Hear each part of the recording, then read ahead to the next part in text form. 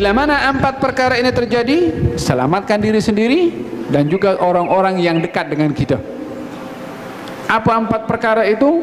Hatta idza ra'aita syuhhan muta'an, kalau kamu melihat orang kedekut menjadi ikutan.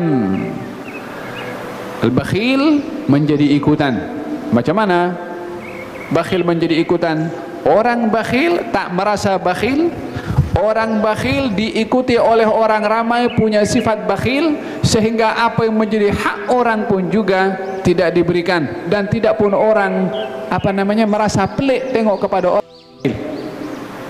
Idza ra'aita syuhhan muta'an wa hawan muttaba'an, dan kalau kamu tengok yang kedua, hawa nafsu menjadi ikutan. Orang hanya mendahulukan hawa nafsunya, hidup dalam dunia hanya untuk masalah memenuhi, memuaskan hawa nafsu sahaja. Dendam dengan orang, marah dengan orang, benci dengan orang, apa yang menjadi kehendak daripada hawa nafsu itu saja yang didahulukan.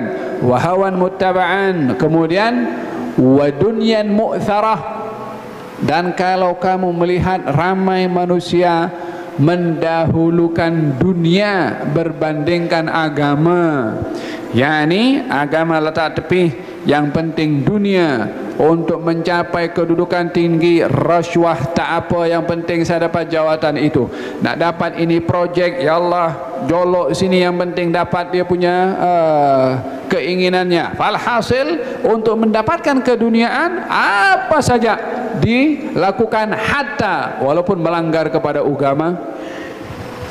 Untuk mendapatkan keduniaan jual barang palsu, walaupun barang itu murah tapi dijual palsu semata-mata untuk kaya dengan cepat. Sama juga mendahulukan dunia berbandingkan kepada akhirat, dilanggar.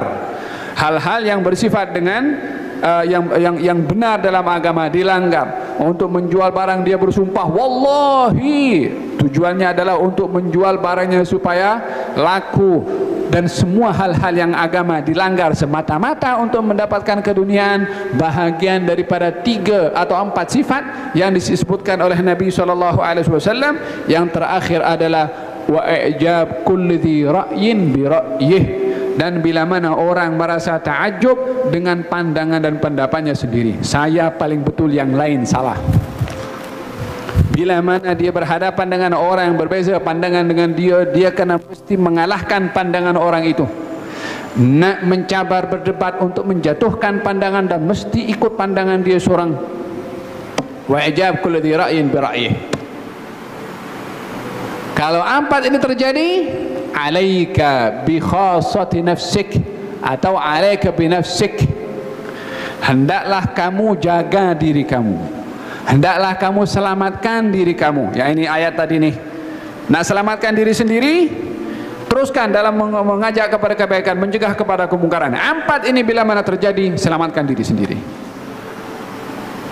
Wada'anka amral awam, tinggalkan hal yang terjadi di kalangan orang ramai, yang ikut pendapatnya sendiri, yang ikut dia punya sifat kedekutnya, yang mendahulukan akan dunianya, yang mengikut kepada hawa nafsunya. Ini yang berlaku, tinggalkan semua.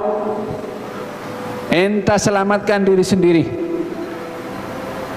Dalam riwayat yang lain, bi khuwaisati nafsik, yakni dengan diri kamu dan orang-orang yang dekat dengan kamu. Fa inna wara'akum ayyaman, karena setelah itu 4 perkara ini muncul, akan berlaku hari-hari. As-sabru as-sabir fihinna, orang yang bersabar pada hari dan zaman itu, yakni cabaran zaman yang akan terjadi bila mana 4 perkara ini muncul. Setelahnya, orang yang berpegang kepada agama, kal qabid alal jamrah, umpama orang yang berpegang kepada bara api. Nak mempertahankan agama sendiri pun juga sukar. Nak mempertahankan, menjaga prinsip yang benar dibawa oleh Rasulullah pun sukar.